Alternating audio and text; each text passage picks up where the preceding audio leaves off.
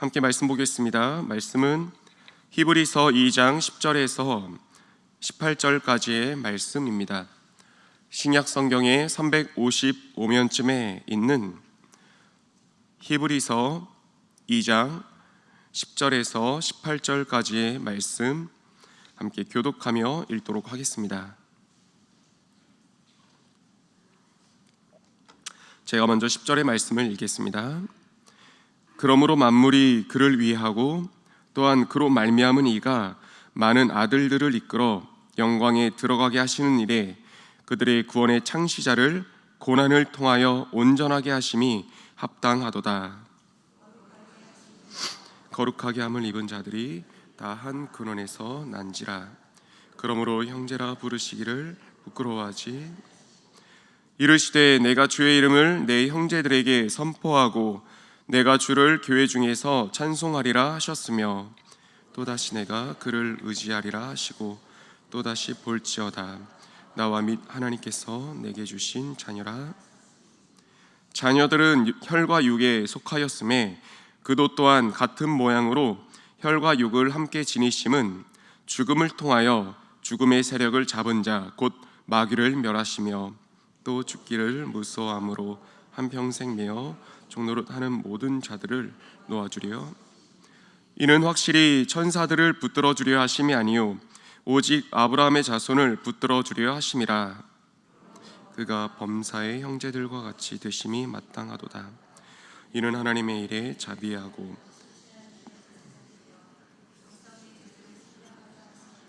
함께 읽겠습니다.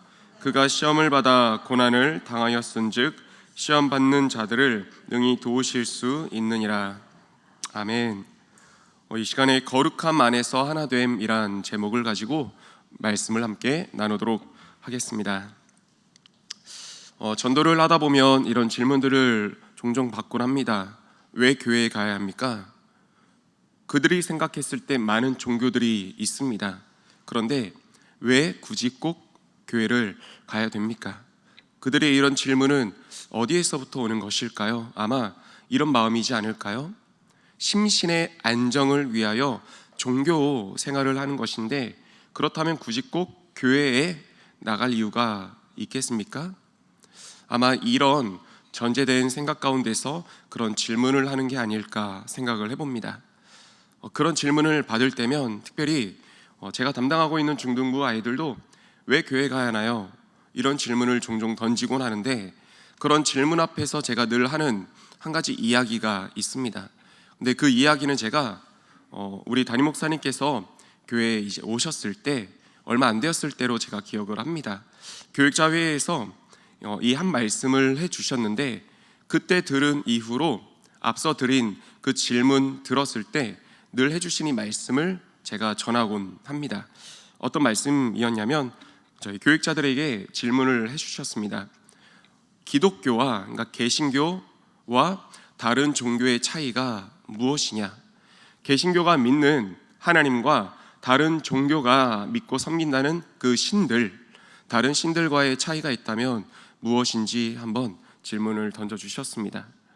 그때 그렇게 기억을 합니다. 담임 목사님께서 연이어 답을 말씀해 주셨는데 화살표에 그 답이 있다고요. 이를테면 다른 종교, 그 신들 화살표를 표시한다면 그 화살표가 위를 향하게 될 것입니다.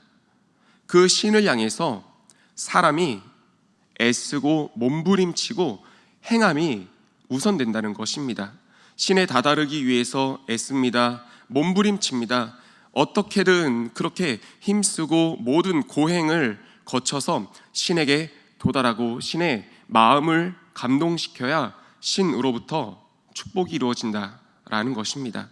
그게 일반적으로 세상 많은 여러 종교들에서 이야기하는 가르침일 것입니다. 근데 그에 반해서 우리 개신교, 우리 하나님의 화살표는 위로 향한 것이 아니라 아래로 향해 있습니다. 어떤 의미입니까? 우리의 수고와 우리의 행위가 우선된다는 것이 아닙니다. 하나님께서 친히 먼저 우리를 사랑하심으로 인간의 육신을 입고 이 땅 가운데 오셨으며 먼저 우리를 위하여 그 죽음의 고통 당하셨다는 것입니다. 그렇다면 우리는요, 그 하나님의 사랑을 하나님의 사랑을 입고 이 땅 가운데 오신 예수 그리스도를 믿는 그 믿음, 그것만 우리 주님께서 우리에게 요구하신다는 것입니다. 물론 우리의 행함 중요합니다. 하지만 우리가 기억하고 명심할 것은 무엇이 먼저냐라는 것입니다. 잊지 말아야 될 그것은 주께서 우리에게 먼저 사랑으로 다가오셨다라는 것입니다. 종교개혁을 이룬 마틴 루터가 이것을 오해해서 이렇게 고행하지 않았습니까? 어떻게든 신에게 감동되기 위해서, 우리 주께 다다르기 위해서 주변에서 혀를 내두를 정도로 고행을 거쳤습니다. 끊임없이 금식을 하였습니다. 그것도 부족하여서 성전에 오르는 그 계단을 무릎이 까지고 그 계단의 피가 적셔지는 것 개의치 않고 무릎으로 그 성전을 향해 올라갔습니다. 주를 향해 다가갔습니다. 그런데 어떻게 해서도 주께 다다를 수가 없는 것입니다. 마음이 채워지지 않는 것입니다. 그때 어느 날 마틴 루터가 깨닫는 것이 무엇입니까? 나의 행위로 우리 주를 감동시키는 것이 아니라 오직 의인은 믿음으로 말미암아 살리라, 주의 은혜가 먼저이구나 라고 깨닫고 그 깨달음으로 말미암아 종교개혁이 이루어진 것 아니겠습니까? 히브리서는 그런 배경 가운데 쓰여졌습니다.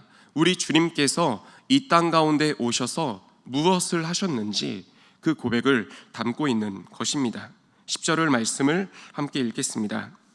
그러므로 만물이 그를 위하고 또한 그로 말미암은 이가 많은 아들들을 이끌어 영광에 들어가게 하시는 이래 그들의 구원의 창시자를 고난을 통하여 온전하게 하심이 합당하도다. 그 주께서 이 땅 가운데 무엇을 행하셨는지, 우리에게 무엇을 행하셨는지 히브리서 기자를 통해서 이렇게 고백을 하고 있는 것입니다. 어떤 고백입니까? 만물의 창조자 되시며 또 주관자 되시는 하나님께서 우리를 구원의 영광에 이르게 하기 위해서 당신의 아들을 고난을 통해 온전하게 하셨다는 것입니다. 그런데 참 은혜로운 이 말씀인데 고난을 통해 온전하게 하심이란 한 표현이 참 걸립니다. 오늘날 우리들의 일반적인 생각 가운데서도 그런 생각이 있지 않습니까? 신이 고통과 고난을 당한다? 너무나 아이러니한 그런 두 단어의 결합입니다. 신은 완전한 분이십니다. 신은 고통과 고난과 전혀 무관한 분이심을 우리는 이 생각 가운데 가지고 있습니다. 그런데 당시에, 오늘날의 우리 생각도 그러하지만 당시의 헬레니즘 그 시대 문화 가운데서 이 단어와 표현은 절대적으로 사용할 수 없고 받아들일 수 없는 그런 표현이었습니다. 근데 그럼에도 불구하고 이 단어의 결합, 신과 이 고난을 통해 온전하게 되었다, 이 단어가, 이 표현이 쓰일 수 있었던 것은 무엇입니까? 이것이 진리이기 때문에 그렇습니다. 그들이 믿는 신은 고통과 고난 가운데 무관한 신입니다. 하지만 우리 하나님은 어떤 분이시냐면 당신이 고난을 입더라도, 당신의 독생자들을 고난 가운데 내어주더라도 그 고난을 통해 당신의 창조물 된 우리를 구원의 영광 이루도록 하시는 분, 그분이 하나님이시다. 그것이 진리이기 때문에 그 시대의 흐름 가운데서도 히브리서 기자는 당당히 이 한 고백을, 한 표현을 넣은 것입니다. 사랑하는 우리 성도님들, 나는 누구입니까?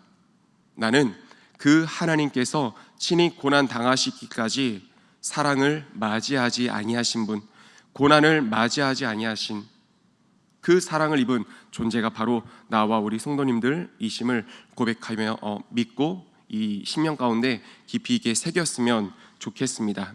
그 사랑을 입은 우리를 향해서 예수님께서는 더욱이 어떻게 행하셨는지, 어떻게 바라보고 계시는지 11절의 말씀을 가운데서 다시 한번 고백을 하고 있습니다. 11절에서 13절까지의 말씀을 우리 함께 보도록 하겠습니다. 우리 함께 읽겠습니다. 거룩하게 하시는 이와 거룩하게 함을 입은 자들이 다 한 근원에서 난지라. 그러므로 형제라 부르시기를 부끄러워하지 아니하시고 이르시되 내가 주의 이름을 내 형제들에게 선포하고 내가 주를 교회 중에서 찬송하리라 하셨으며.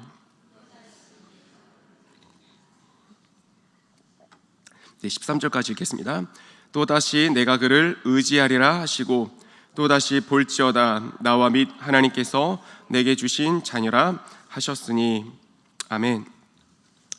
이 말씀을 읽었을 때 한 가지 생각나는 예화가 또 있었습니다. 네, 우리 또 담임 목사님께서 어제 또 말씀을 통해 우리에게 전해주신 한 예화였습니다. 예수님께서 우리를 대신해 십자가에 달려 죽으시고 부활하셨습니다. 근데 그 예수님께서 우리를 향해서 어떻게 표현하고 어떻게 고백하고 있는 것입니까? 11절 말씀을 보니 형제라 부르고 계신다는 사실입니다. 세번역 성경을 통해 보니 정확히는 형제 자매라고, 다른 말로 가족이라 칭하고 있는 것입니다. 근데 그 근거를 보니까 주님의 근거는 그렇습니다.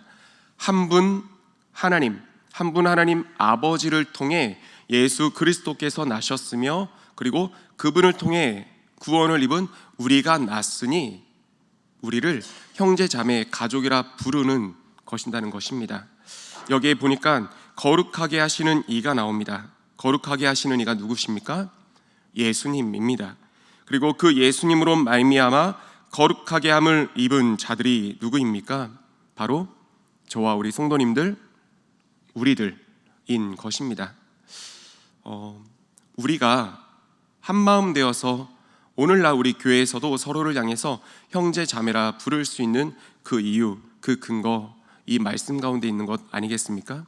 우리 주님께서 우리를 향해 먼저 어떤 신분의 높낮이로 대하는 것이 아니라 그저 한 분 하나님 바라보면서 하나 된 우리를 그렇게 바라보시고 우리를 불러주시기 때문에 그 사랑 입은 우리들 또한 서로를 향해서 형제라고 가족이라 부르는 것 아니겠습니까? 우리나라뿐만 아니라 세계적으로도 그렇지만 신분 사회가 있었던 그 시대가 있었었죠. 어제 담임 목사님 말씀하셨던 우리나라 그 시대 가운데서 이자익 목사님과 조덕삼 장로님에 대한 그 일화를 또 함께 말씀을 듣고 나눌 수가 있었습니다.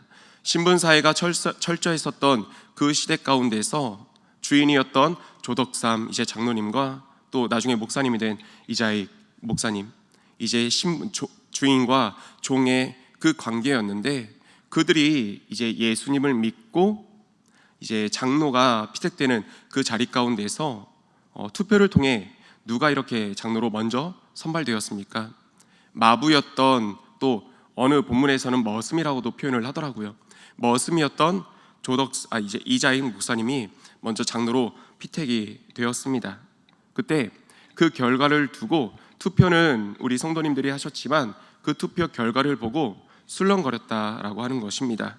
그런데 그때 조덕삼 장로님은 교회의 결정을 하나님 뜻으로 받아들이고 교인들 앞에 나가서 이렇게 고백을 했다 하죠.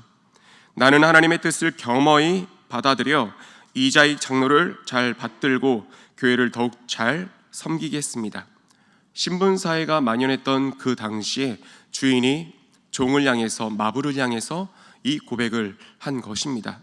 술렁거렸던 그 교회가 불안함 가운데 있었던 그 교회 성도님들의 그 마음 가운데 이 조덕삼 장로님의 이 믿음의 선포 얘기를 듣고 그제서야 이제 초조해 하던 그 모습들이 이제 사라지고 박수갈채가 내려졌다, 이렇게 얘기를 합니다. 이 모습이 어디에서부터 기인될 수 있었습니까? 예수님 안에서 형제 자매, 그것을 믿고 받아들였기 때문에 그 시대 가운데서도 종일지라도 하나님의 종으로 받아들이며 형제 자매라 부를 수 있던 그때 아니었겠습니까? 사랑하는 우리 성도님들, 오늘날에 물론 신분사회는 철폐가 되었습니다. 오늘날 그 누구도 주인과 종의 관계로 서로를 바라보지는 않을 것입니다. 그런데 말씀을 준비하다 보니까 문득 이런 생각이 들었습니다. 사회적으로, 시대적으로 신분사회는 철폐되었지만 여전히 그 신분은 우리들 가운데 남아있는 것 아닌가? 라는 생각이 되었습니다. 시대는 신분을 구분하지는 않지만 여전히 신분이 구분되는 곳이 있습니다. 어디죠? 우리의 마음 아니던가 생각을 해봅니다. 내 시선과 내 기준에 따라서 남을 그렇게 바라봅니다.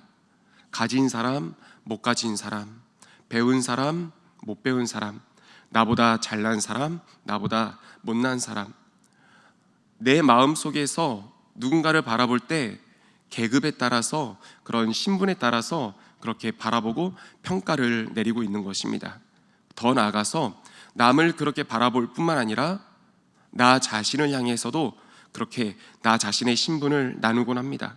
남을 견주어서 나는 남보다 잘난 사람, 남을 견주어서 나는 남보다 못한 사람, 나 스스로가 이 신분 사회에 갇혀서 남을 바라보고 나를 바라보고 있는 것입니다. 그러다 보니 그것이 어디에 드러납니까? 행동에 드러나는 것 아니겠습니까? 사랑하는 우리 성도님들, 오늘 주께서 히브리서 말씀을 통해 우리에게 주신 이 말씀 붙잡고 더욱더 새기고 삶 가운데 새겨야 될 것 무엇이 있겠습니까? 시대적으로 신분사회의 폐지, 이것을 뛰어넘어 내 심령 가운데서, 내 마음 가운데서, 생각 가운데서 나뉘고 있는 그 신분에 대한 것들, 사회의 그런 높낮이에 대한 것들, 우리 주 예수 그리스도 안에서 다 철폐되기를 소망하며 축복합니다. 성경은, 주님은 단 두 가지로 나눌 뿐입니다. 한 분 하나님 안에서 거룩하게 하시는 예수 그리스도와 그분으로 말미암아 거룩함을 입은 우리들, 단 두 가지로, 두 구분으로 나뉠 뿐입니다. 옆 사람, 우리 가족들, 이 가운데서 신앙생활하며 마주하는 모든 이들, 우리가 바라봐야 될 그 시선과 마음은 예수 그리스도를 통해 구원함을 입은, 거룩함을 입은 내 형제 자매, 한 분 하나님 아버지를 둔 형제 자매, 우리에게 필요한 것, 우리에게 남아있어야 될 것은 다만 그 시선이 되어야 될 것입니다. 지금까지 내 시선과 내 마음 가운데서 평가와 그런 신분의 그런 나눔이 있었다면, 오늘 이 말씀을 붙들고 기도할 때 회개 기도하면서 또한 결단의 그런 마음들이 우리들 가운데 있었으면 좋겠습니다. 함께 기도하겠습니다.